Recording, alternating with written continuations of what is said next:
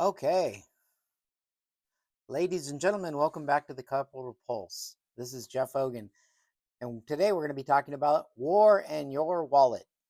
So, topic of the day is: will the Iran conflict cause a 2026 recession?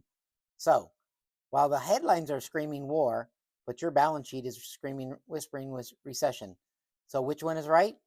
Since Operation Epic Fury has begun on February 28th, we've seen oil skyrocket past $100 today, and prediction markets spiked the odds of a U.S. recession up to 33%. Today, we're cutting through that noise. Is this the 1973 all over again, or is this the American business owners more resilient than the pundits think? Let's look at the foundations. First off, historical facts, war and growth. History tells us the different stories that the nightly news does not. While war is tragic, its relationship with recession is a very complicated relationship. So let's look at the record. In 1973, the Yom Kippur War and the oil Arab oil embargo, they did cause a deep recession because the U.S. was 100% dependent on foreign oil at that time.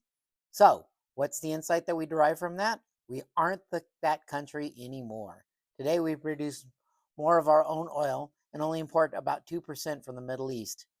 So, in 1990, what was the spike that happened there? What when Iraq invaded Kuwait, the S&P dropped over 16% in the weeks to follow.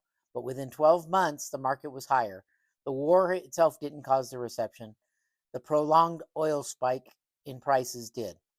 So, in 2003, we have a rally. During the Iraq invasion, markets actually rallied once the uncertainty was gone. Markets hate a wait and see period, but they love a resolved conflict.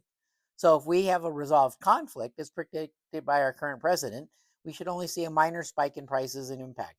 It may affect us over the next couple of weeks, but it shouldn't affect us in the long term and create a recession, as all the pundits on TV are prognosticating and predicting.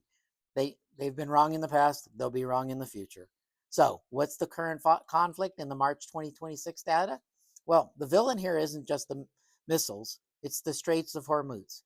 20% of the global oil passes through the checkpoint. If it stays closed for weeks, well, Goldman Sachs predicts gas hitting $4 a gallon nationwide. That's a direct tax on every business in America and every consumer in America. But here's a Wile E. Coyote super genius insight. The U.S. is now the world's largest oil producer. While the prices go up, the profits actually stay in the United States, and they stay with the United States economy. So that's the buffer that we've created since then. We didn't have it in the 70s. However, the Fed, likely under Kevin Walsh come in May, is now trapped. They want to cut rates to help growth, but this oil spike is stagflationary, which means basically high prices and low growth. So, what's the 3-step recession-proof plan that you want to implement in your business today? That's what we're going to be hitting on right now. And so, how do you run your business while the Middle East is really still on fire? 1.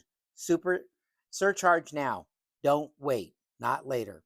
If you're now in logistics, construction, or even manufacturing, do not wait for your margins to completely disappear. Implement an energy surcharge immediately. Your customers see the news and they, to a degree, expect that you're going to do it. This is a cushion against the future inflation and future prices that you need to absorb so that you don't run out of working capital. The 90-day liquidity rule. We are in a data blackout, so due to the conflict, we're not quite sure how long it's going to last. However, cash is your only clarification. Aim for 90 days of operating expenses in high-yield liquid accounts.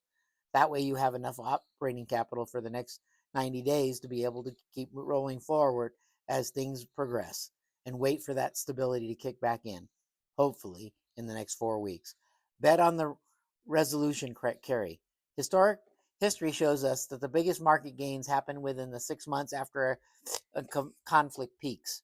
If you're having to wait to acquire a competitor or buy equipment, the panic of 2026 might be your just buying opportunity, because you'll have discounts to be able to take advantage of and better rates to be able to implement.